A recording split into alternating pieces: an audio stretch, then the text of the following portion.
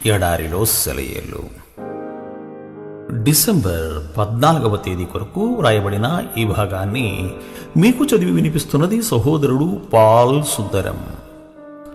ఆయన శిష్యులలో ఒకడు. ప్రభువా, యోహాను తన శిష్యులకు నేర్పినట్టుగా మాకును ప్రార్థన చెయ్యు నేర్పమని ఆయన అడిగాను.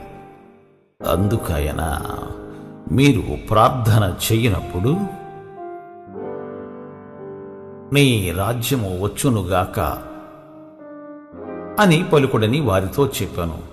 లూకా శుభవార్త 11వ అధ్యాయము మొదటి 2 వచనముల సమాహారము. మాకు ప్రార్థన చేయడం నేర్పించమని వాళ్ళు అడిగినప్పుడు ప్రభువు తన కళ్ళెత్తి దేవుని మహిమనొక్కసారి అవలోకించాడు. నిత్యత్వపు అంతిమ స్వప్నాన్ని ఒక్కసారి తలచుకున్నాడు.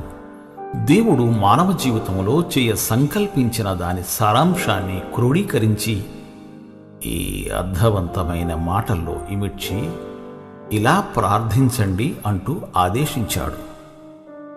మనకు సాధారణంగా వినపడే ప్రార్థనకి దీనికి ఎంత వ్యత్యాసముందో చూడండి. మన ఇష్టాన్ని అనుసరించి ప్రార్థిస్తే ఇలా ఉంటుంది మన ప్రార్థన: దేవా, నన్ను దీవించు, నా కుటుంబాన్ని, నా సంఘాన్ని, నా ఊరిని, మా దేశాన్ని దీవించు. ఎక్కడో ఓ మూలను ఆయన రాజ్యం గురించి ఒక మాట అంటామేమో. ప్రభు అయితే మనం ఎక్కడైతే వదిలేశామో అక్కడ ప్రారంభించాడు. లోకం గురించి ముందు, మన వ్యక్తిగత అవసరాల తర్వాత అడగాలి.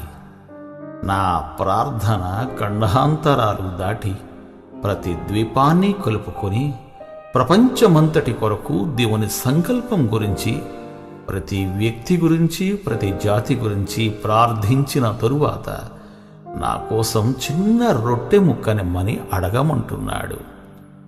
తనకున్నదంతా ఇచ్చేసి తనకు తానే మన కోసం సిలువపై త్యాగం చేసేసిన తరువాత ఆయన మనల్ని ఏదైనా అడగడానికి యోగ్యుడే కదా.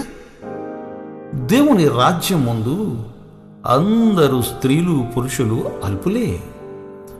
ఈ అద్భుత శక్తి అంచుల్ని కూడా ఎవ్వరూ తాకలేరు. క్రీస్తుకి సంబంధించిన వ్యవహారాలే మన జీవితాల్లో ప్రధాన అంశాలని, మన వ్యక్తిగత అవసరాలు మనకెంత ముఖ్యమైనవైనా, ప్రియమైనవి అయినా అవి క్రీస్తు పని తరువాతేనని మనం నేర్చుకునేదాకా ఇంతే. ఆఫ్రికా ఖండపు మిషనరీ రాబర్ట్ మోఫత్ని ఒక పాప తన ఆల్బంలో ఏదైనా రాయమంది. ఆయన రాసిన మాటలివి: నా హృదయమే నా ఆల్బం, తుఫాను కమ్మి చీకటి మూసి కాంతి విహీనమైన ఆల్బం. యేసు పేరు దానిపై రాయాలి.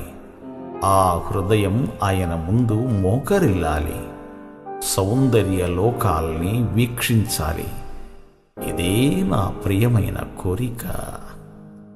ఆయన రాజ్యం అంతము లేనిదయ్యుండును. లూకా శుభవార్త 1వ అధ్యాయము 33వ వచనము. మిషనరీ పని చేయడం అన్నది ఈనాటి సంఘాలు తరువాత ఆలోచించి తెలుసుకున్నది కాదు. క్రీస్తు ముందుగానే నిర్ణయించి ఆదేశించినది. దేవుడు మిమ్ము దీవించుగాక. ఆమేన్.